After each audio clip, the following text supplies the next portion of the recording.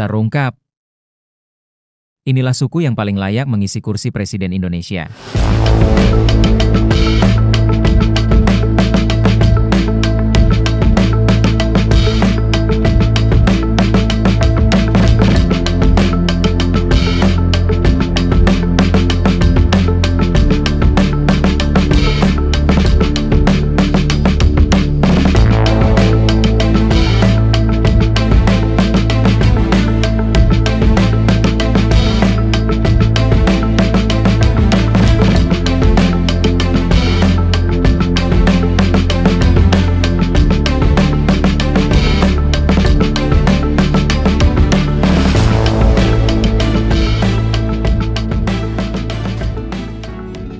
Ketika rakyat Indonesia memilih presiden, sejatinya mereka tidak hanya memilih seorang pemimpin, mereka sedang menabalkan wajah bangsa. Dalam kotak suara itu, tak hanya ada visi dan janji, tetapi juga memori kolektif, rasa percaya, dan harapan yang menjulang setinggi langit. Maka, pertanyaan pun mencuat, dari suku manakah sebaiknya presiden Indonesia berasal? Apakah dari tanah Jawa yang mendalamkan akar sejarah? Atau dari Sumatera yang menggelegar seperti seruan merdeka? Atau justru dari timur yang seperti matahari pagi, masih menunggu waktunya bersinar penuh? Di tengah lautan suku dan budaya Nusantara, presiden ideal Indonesia bukan sekadar ditentukan oleh popularitas atau elektabilitas. Ia harus memiliki resonansi sosiologis, koneksi emosional dengan rakyat, dan simbolisme persatuan nasional. Maka, secara realistis dan historis, suku Jawa masih menjadi kandidat utama, namun bukan satu-satunya. Yang paling layak bukan hanya berdasarkan jumlah, tetapi pada kemampuan menjadi jembatan antar perbedaan, dan mengakar kuat dalam identitas keindonesiaan. Suku Jawa, akar kultural dan pusat demografis.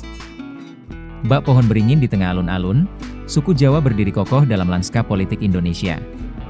Dengan jumlah mencapai sekitar 40% dari total populasi, dan persebaran yang luas ke hampir semua provinsi, orang Jawa memiliki keunggulan dalam hal keterwakilan sosial. Lebih dari itu, budaya kepemimpinan Jawa telah teruji dalam sejarah nasional, dari Soekarno yang karismatik, Soeharto yang otoriter tapi stabil, hingga Jokowi yang egaliter. Falsafah Jawa seperti ngayomi dan ngemong menjelma jadi pendekatan politik yang menenangkan rakyat, apalagi di tengah dunia yang semakin gaduh. Namun, bukan sekadar soal angka. Suku Jawa seringkali memosisikan diri sebagai penengah, bukan pemecah, sebagai pelindung, bukan penakluk. Dalam wajah pemimpin Jawa, rakyat melihat bayang-bayang moderasi dan keseimbangan. Suku-suku besar lainnya pun layak asal berpandangan nasionalis. Di luar suku Jawa, suku-suku besar seperti Minang, Batak, Bugis, Sunda, hingga Dayak dan Papua menyimpan energi politik yang tak kalah kuat. Tokoh-tokoh seperti Muhammad Hatta, Minang, Jusuf Kalla, Bugis, atau TB Simatupang, Batak, adalah bukti bahwa suku non-Jawa pun telah memberi kontribusi strategis dalam sejarah bangsa. Kunci utamanya adalah visi kebangsaan. Presiden dari suku manapun akan diterima rakyat jika ia tidak terjebak dalam etnosentrisme sempit. Justru pemimpin dari luar Jawa yang mampu menunjukkan empati, merangkul semua, dan tidak terjebak dalam politik identitas akan menjadi angin segar dalam demokrasi yang mulai jenuh oleh polarisasi. Seperti matahari yang tak pernah memilih bumi mana yang ia hangatkan, demikian pula presiden, ia harus menyinari seluruh rakyat, tak peduli dari suku mana. Pemimpin adalah cerminan psikologi kolektif bangsa. Dalam teori psikologi politik, rakyat cenderung memilih pemimpin yang mencerminkan siapa mereka, bukan hanya siapa yang hebat.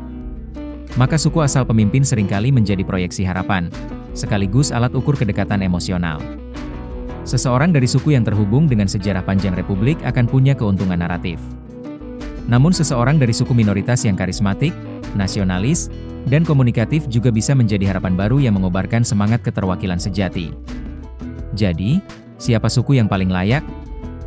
Jawabannya adalah, suku yang mampu menjelma menjadi bangsa itu sendiri, melampaui akar, dan tumbuh menjadi pohon rindang tempat semua rakyat berteduh.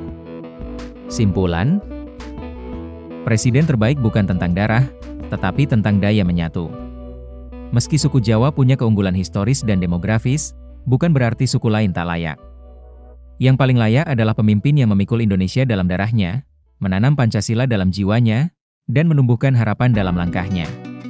Apakah ia berasal dari Jawa, Minang, Bugis, Batak, atau bahkan dari Lembata, itu bukan soal utama. Yang utama adalah mampukah ia menjadi Indonesia itu sendiri?